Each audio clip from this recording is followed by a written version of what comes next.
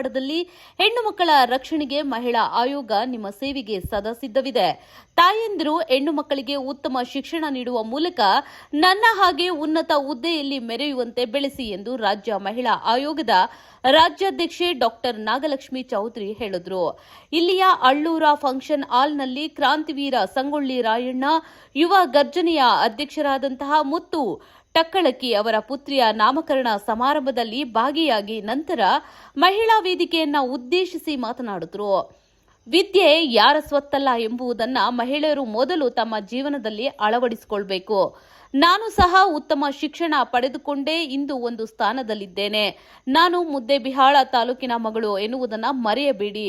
ಕಚೇರಿಗಳಿಗೆ ನೀವೇ ಅಲೆದು ಕೆಲಸ ಕಾರ್ಯಗಳನ್ನು ಮಾಡಿಕೊಳ್ಳಿ. ಹೆಣ್ಣು ಮಕ್ಕಳಿಗೆ ಯಾರಾದರೂ ಕಿರುಕುಳ ನೀಡಿದ್ರೆ ಎಲ್ಲರೂ ಒಂದಾಗಿ ಘಟನೆಯನ್ನ ಮೆಟ್ಟಿ ನಿಂತು ಗೆಲ್ಲುವ ನಾರಿಯರು ನೀವಾಗಬೇಕು ಎಂದ ಅವರು, ನಿಮ್ಮ ಕೆಲಸ ಮಾಡಿಕೊಡುವ ನೆಪದಲ್ಲಿ ಹಣ ವಸೂಲಿಗೆ ನಡೆದರೆ ತಕ್ಷಣವೇ ನನ್ನನ್ನು ಸಂಪರ್ಕಿಸಿ ಎಂದರು.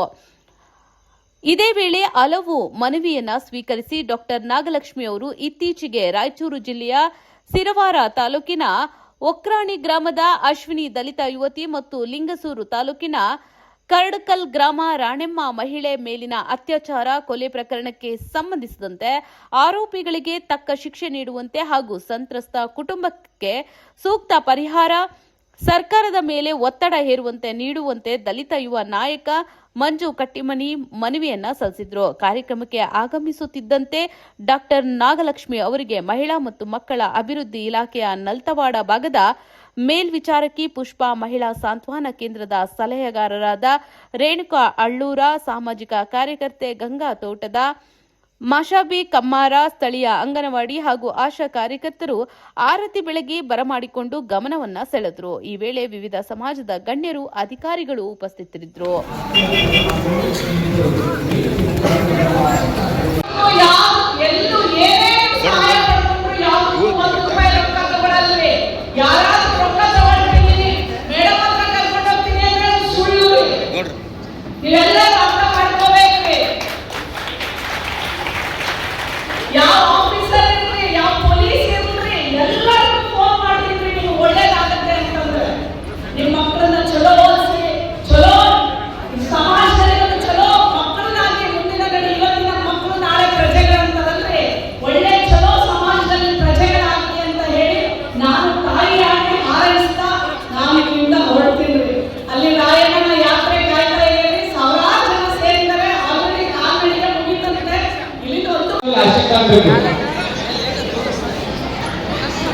ಎಲ್ಲ ಬಂದಿರತಕ್ಕಂಥ ಅಣ್ಣ ತಮ್ಮಂದಿರು ವೇದಿಕೆ ಮುಂಬದಲ್ಲಿ ಆಶೀರ್ವಾದಬೇಕು. ಈಗ ಮಗುವಿನ ಒಂದು ನಾಮಕರಣ ಕಾರ್ಯಕ್ರಮ ಪ್ರಾರಂಭವಾಗ್ತಾ ಇದೆ. ನಿಂಗಪ್ಪನ ಒಬ್ಬರಿಗೆ ಅವರು ದಯವಿಟ್ಟು ವೇದಿಕೆಗೆ ಆಗಮಿಸಬೇಕು. ಮಾಜಿ ಜಿಲ್ಲಾ ಪಂಚಾಯತ್ ಸದಸ್ಯರು, ಹಿರಿಯರು ದಯವಿಟ್ಟು ವೇದಿಕೆ ಅಂತ ಆಗಮಿಸಬೇಕಂತೇಳಿ ನಿಂಗಪ್ಪಣ್ಣ ಅವರೆಲ್ಲ ಮಾಡ್ಕೊತಾ ಇದ್ದಾರೆ. ಸಂತೋಷ್ ಬೆಟ್ಟಿ ಅವರು, ಮಲ್ಲಪ್ಪಣ್ಣ ಅಪರಾಧಿಯವರು, ನಮ್ಮ ಬೀರಪ್ಪಣ್ಣ ಕೂಡ ಆಗಮಿಸಿದ್ದಾರೆ. ಹುಡುಗಪ್ಪಣ್ಣ ಅವರು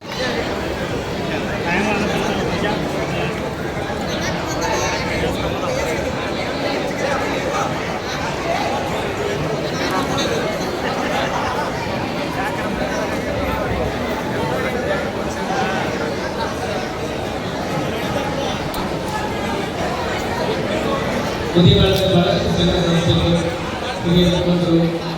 ಡಾಕ್ಟರ್ ನಾಗೇಶ್ ಅವರಿಗೆ ಸನ್ಮಾನ